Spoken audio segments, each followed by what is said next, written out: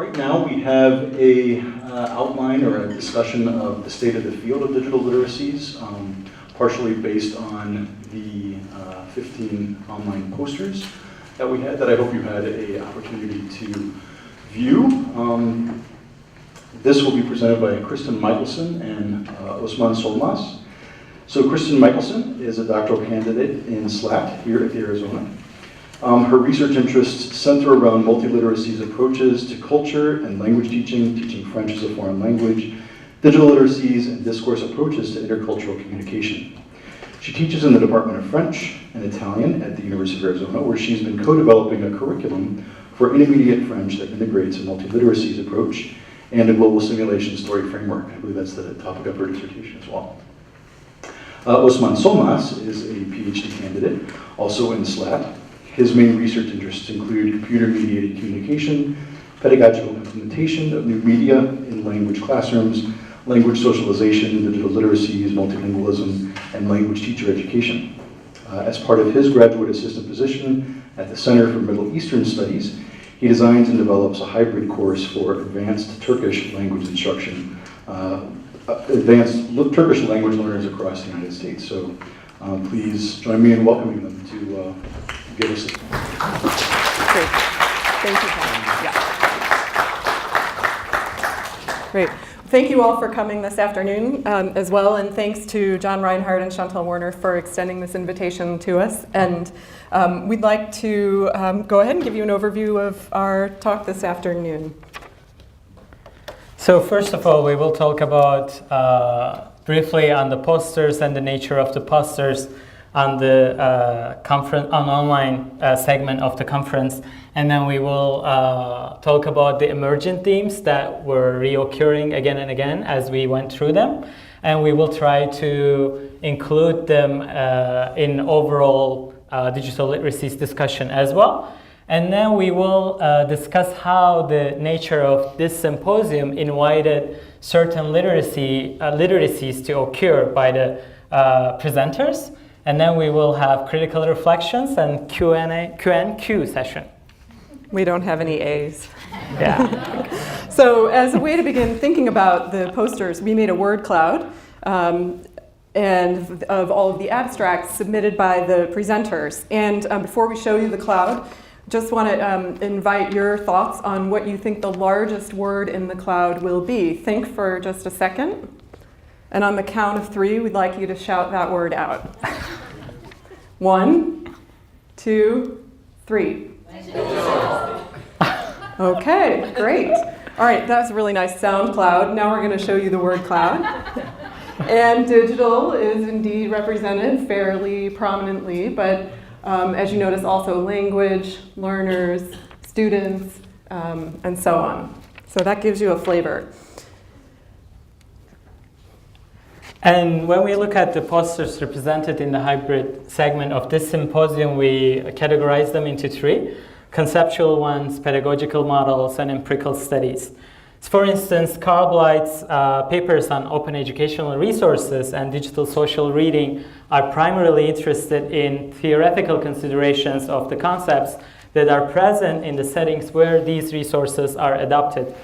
2 similar yet different studies, Grit Mathias and Kelly Torres posters, are among the works that present pedagogical models for educators. While Mathias' research explores a content-based online classroom model, Torres focuses on using voice thread in a language classroom. Thirdly, there are empirical posters that are informed by the data, such as in Nayara Nunes Salvego's research, which analyzes student-reported data. And when we look at the frameworks and approaches that the studies are guided by, we see a number of them. For instance, Yuri Kumagai and Keiko Konegada's research on fostering Japanese learners' critical multimodal literacies is grounded in the New London Group's pedagogy of multiliteracies. In another study, Ahmet Fahad draws upon Norman Fairclough's critical discourse analysis to study power relations in discourse between English speakers and learners in online social networks. Finally, Brian Jensen-Sanchez's work explores language-learner interactions through the lens of sociocultural theory. As we can see, and you can see, the theoretical influences of the researchers are as vast as the diverse selections of topics, populations, and languages. In terms of the research foci, we see a number of topics which we could conceptualize into 5 different categories: distance education, games, new literacies, materials, and what we like to call socio-collaborative technologies, including social networking sites, social reading technologies, and telecollaboration. As the figure shows, new digital competencies essentially include collaboration with social, gaming, and professional platforms offering different patterns of working together in various contexts. Okay, across the papers, we see a range of tools that are used, which include both open and closed interactional spaces and affordances, which allow for communication through multiple modes. And a range of languages are considered as well, from the authors from 4 different continents and participants from all around the globe, as we saw in the online conversations this week. So as we viewed the posters this week through a recursive process involving viewing, discussing, reviewing, rediscussing, we noticed 3 recurring themes and discourses. And so now we'd like to address these in turn. The first emergent theme that we would like to discuss is that of learner-centeredness. Contemporary views of teaching and learning suggest that the role of the teacher is no longer a didactic one involving transfer of information to students, but rather to guide students in active engagement of their own discovery of connections and meanings. More recent views of learning align with broader evolutions, social evolutions from labor economy to knowledge economy, where learners and workers are expected to be flexible, demonstrate creative problem solving, actively construct meaning, be self-reflective, and able to work collaboratively. These more contemporary views also emphasize affective dimensions of learning, integration and application of knowledge over facts, and group learning over individual learning. Indeed, we see these values reflected in the projects presented in this symposium. For example, in students making their own choices of content with which to engage, whether games or finding katakana loanwords online, through learner-centered reflections on their own development of autonomy, through classroom activities that involve the student rather than the teacher at the interactive whiteboard, and by projects such as Kumagai and Koneda's, where students design digital stories, first through a process of discovery of how texts are designed for their own multimodally to make meanings, followed by application of design for their own appropriation and expression of identity. Contemporary pedagogical paradigms and resources in education in general and in foreign languages, but more generally speaking, such as a pedagogy of multiliteracies, flipped classrooms, or online self-paced learning resources such as the Khan Academy and others, bear witness to the central importance of the learner in education. The second emergent theme we would like to discuss is that of the creation of community. Carl Blythe talks about the negative approach of some circles towards digital competencies of youth and how they refer them as the dumbless generation because the internet undermines their thinking abilities, making them more shallow, distracted, and anti-intellectual.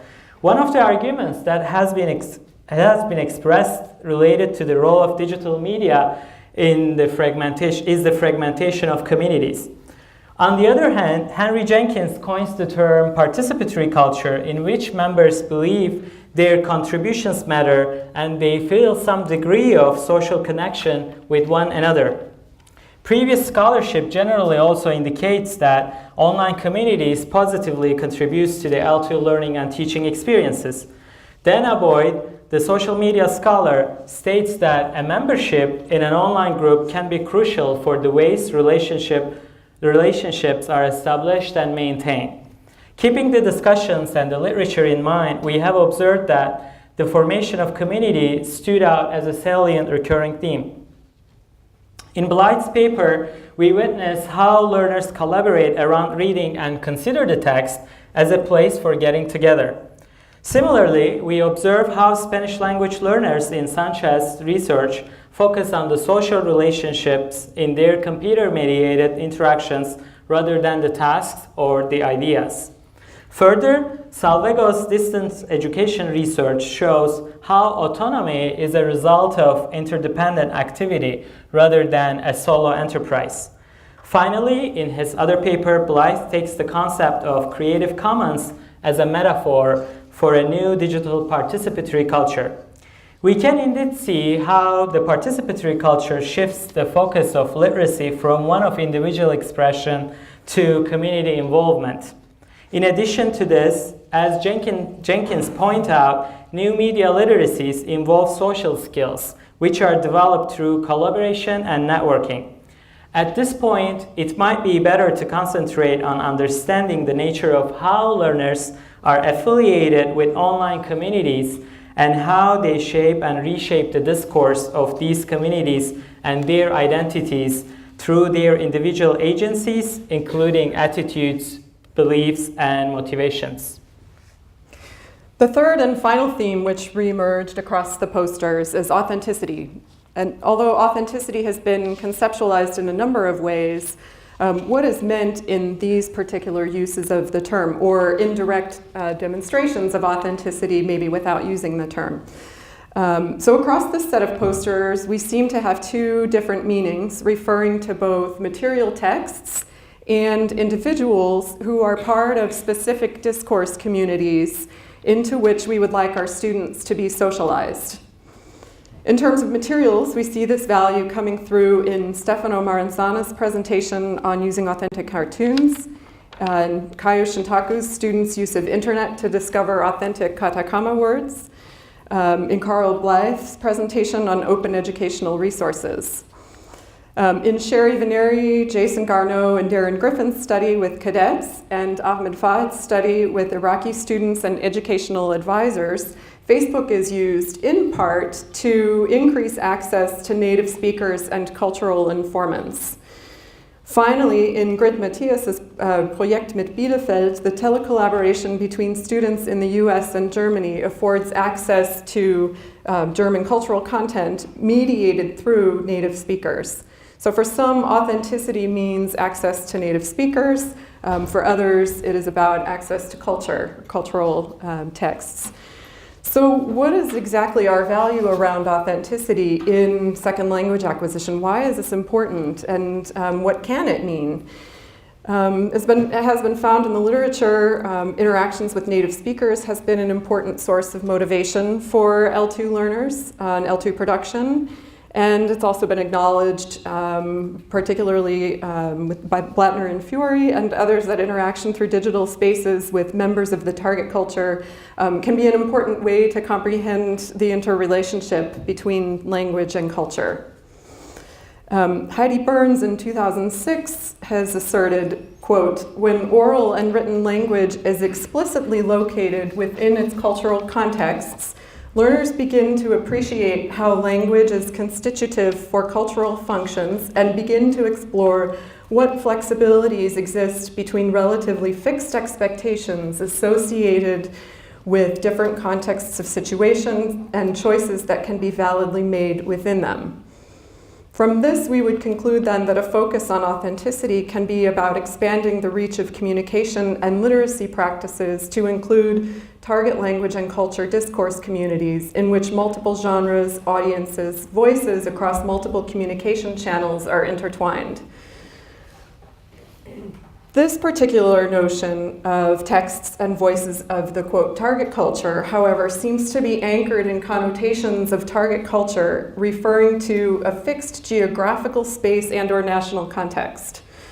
An important extension is to consider as authentic target cultural content or context the very internet spaces themselves in which multiple forms of communication take place, extending beyond conceptions of the internet as a vehicle for access to faraway geographical places or people or texts, And indeed, this is something that Thorne and Reinhardt have advocated for in their Bridging Activities project for integrating internet-specific genres into the language classroom as a culture. And this came up as a theme this morning as well.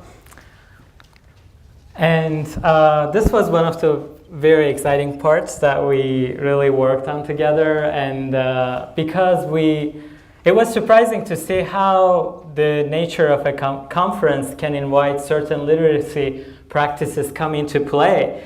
First, talking about the types of engagement with different tools and platforms, we see in Stefano Maranzana's poster how he used the affordances of the digital medium to effectively integrate cartoon clips and a student testimonial.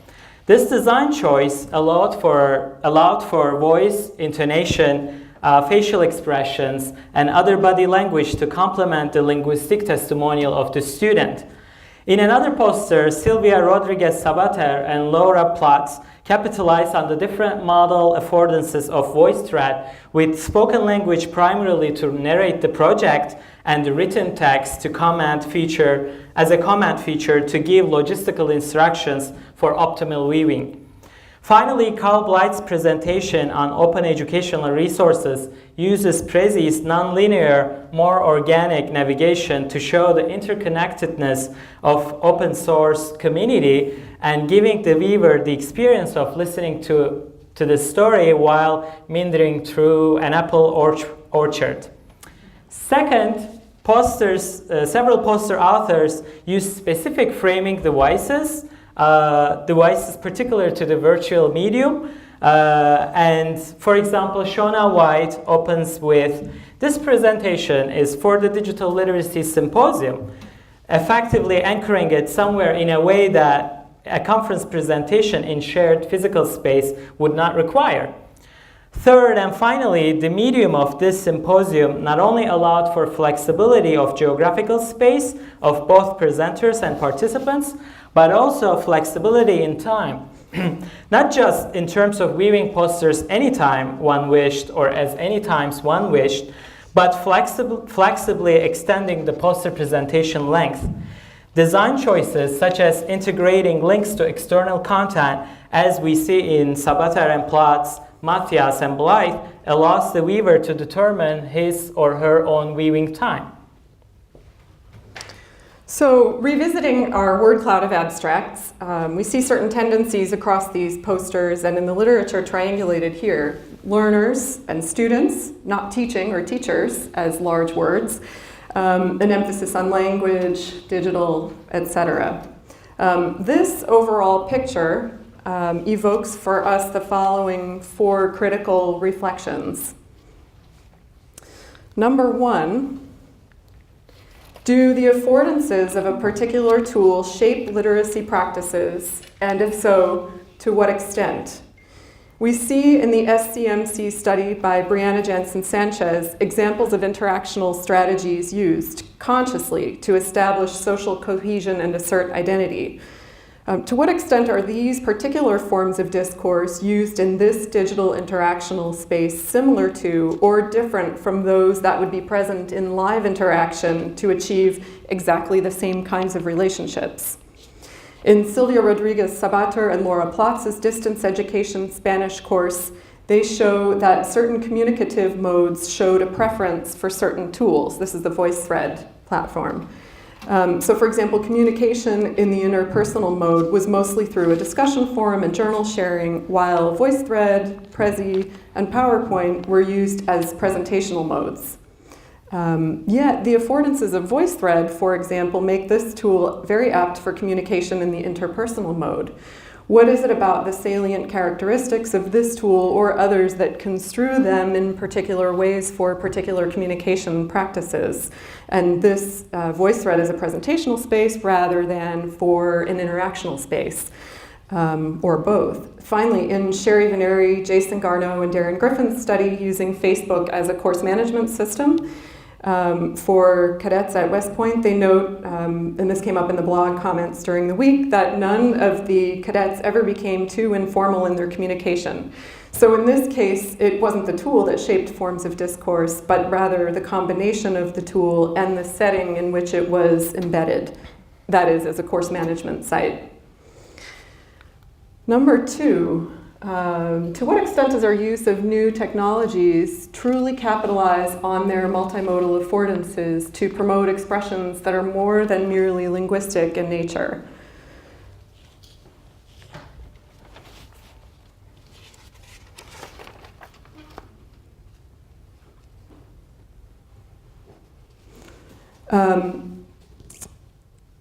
So scholarship on multimodality and multiliteracies calls us to consider modes of meaning making which take into account visual, audio, gestural, and spatial representation.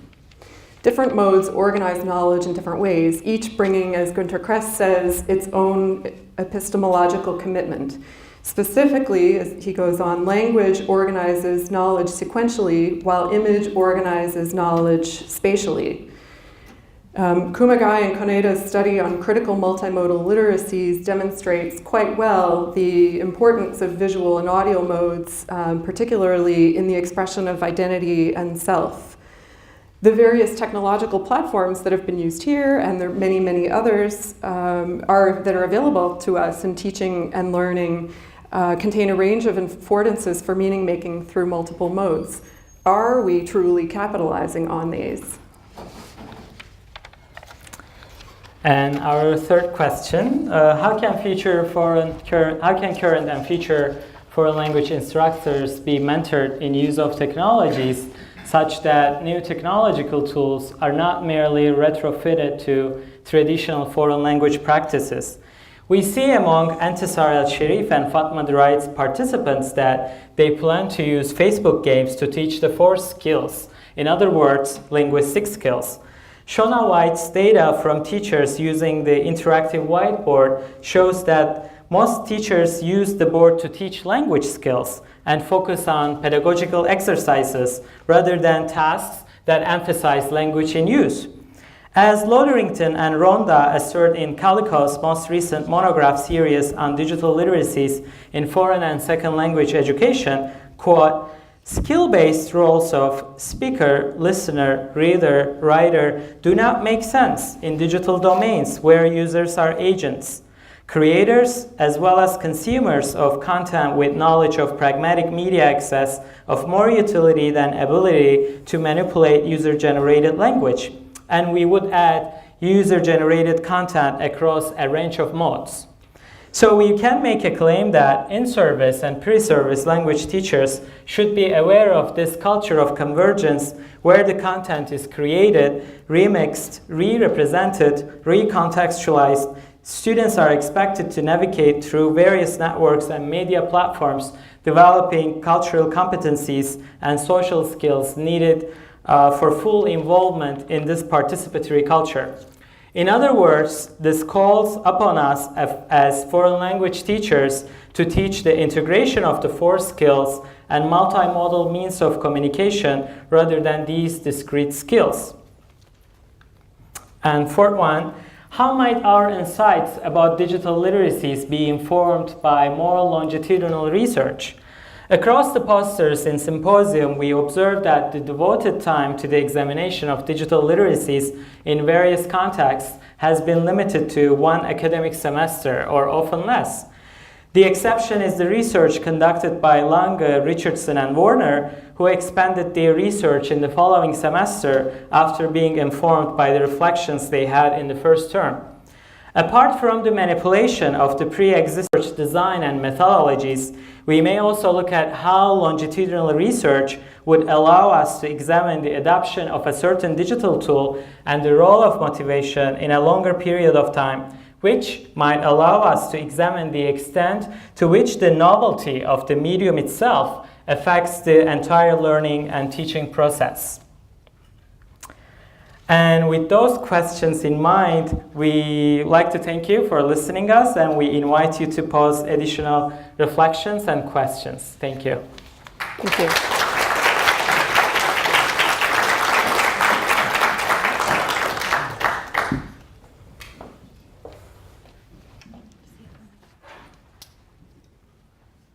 Do I have any questions?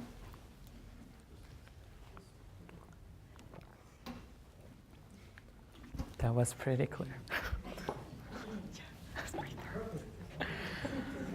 I have a question. Was there anything in going in and looking at this as kind of an overview of the state of the field, but just sort of one little tiny sample at one event that you were surprised wasn't there, or that you had expected to see there that you didn't? Yeah. Yeah, I think we did. We couldn't find anything about identity or how they presented themselves through using multimodal resources, except one research which was briefly touching on that. Kumagai and Kaneda's project is the only one that really made identity a salient topic, and that was a surprise. Yeah, and maybe the culture as well. There was no, do they take culture into account? To what extent? Culture of the technology use and culture of the participants as well. So there was nothing about that we could see.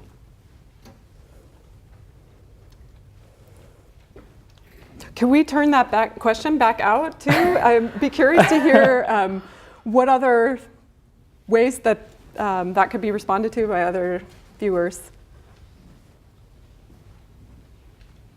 Hello. My question is a follow-up to what you were talking about, and I'd like to know why you were surprised about that. I mean, that you didn't find much about identity.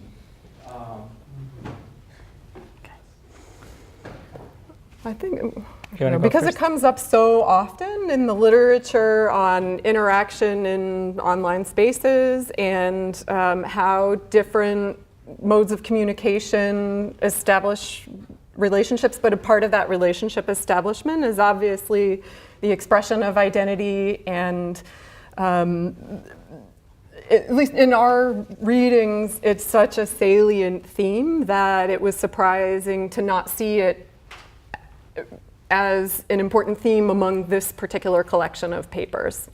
And I think it's not just when we were really expecting them to talk about that as well, because we think of using multimodal technologies and new digital literacies being really intertwined with the expression of identity as well.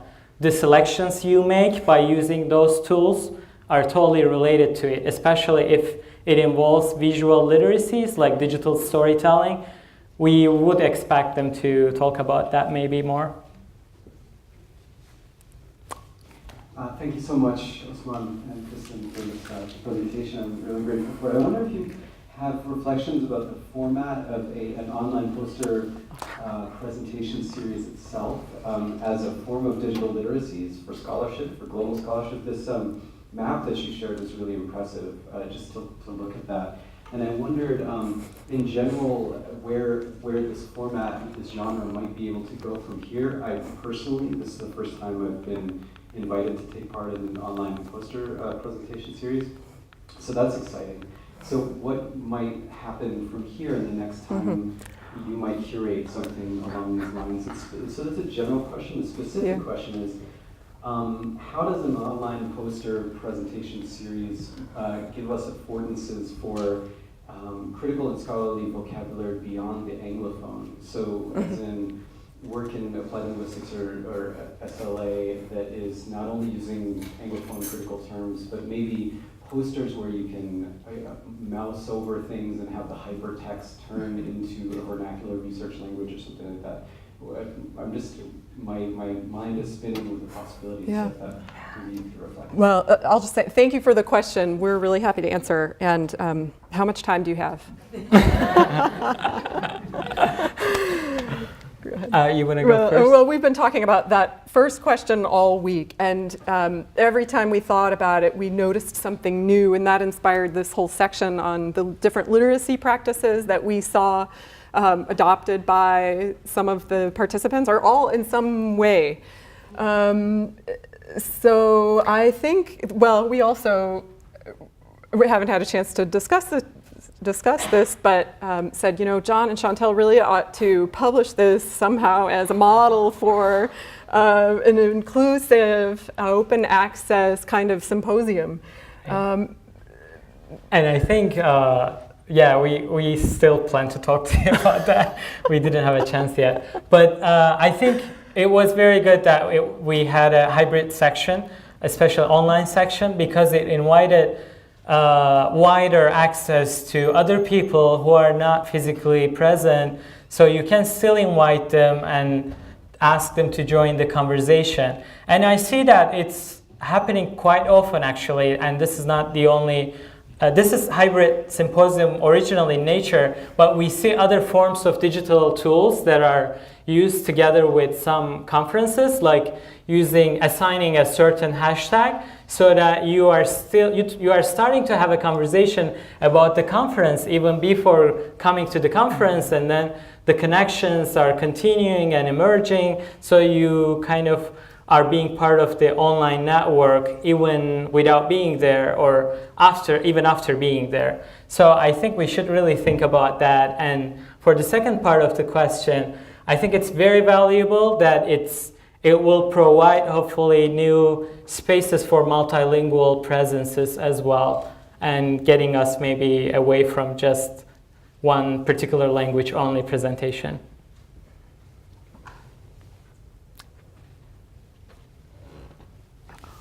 Paolo? I just want Kristen, you to put it back out to the audience about the question of identity. I want to make a comment, get your feedback on this, because I wondered in dealing with students online if what we're seeing is a reflection of an identity that is there, or really the creation of multiple identities that are being expressed and built and co-created.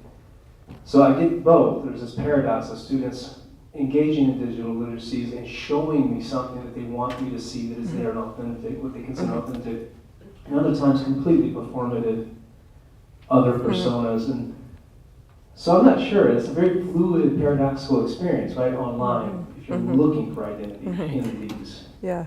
I mean, I think in terms of students, right, in your context, you're talking about students, it's another way that they can express themselves to be noticed as important individuals in the learning process, in a way that maybe, in a way that the classroom doesn't allow, not just because the classroom mostly focuses on, gestural and linguistic modes of communication, but also because of different processing styles, timidity, reticence to speak up.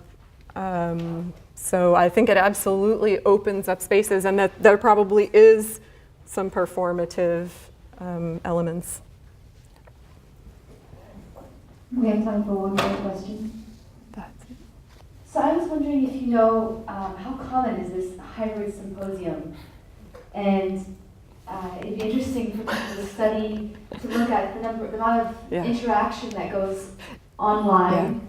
There's active participation that we can see, and you can also see how many people log on. Right. And then also in the face-to-face part, somebody could be seeing how many people actively participate and attend. Yeah. It'd be a really interesting study to compare those things, analyze all that. Yeah. Well, say what you were going to say about the number. Oh, yeah. Well, we were originally planning to have the statistics of the participants that that were involved in the online section as well. You can get that through the statistics of the system that are used. We didn't have time to do that, but I think that would give a valuable information as well. And we would see the number of unique visitors as well as the number of clicks. So I think that would surely show that we have more numbers than any conference at this level.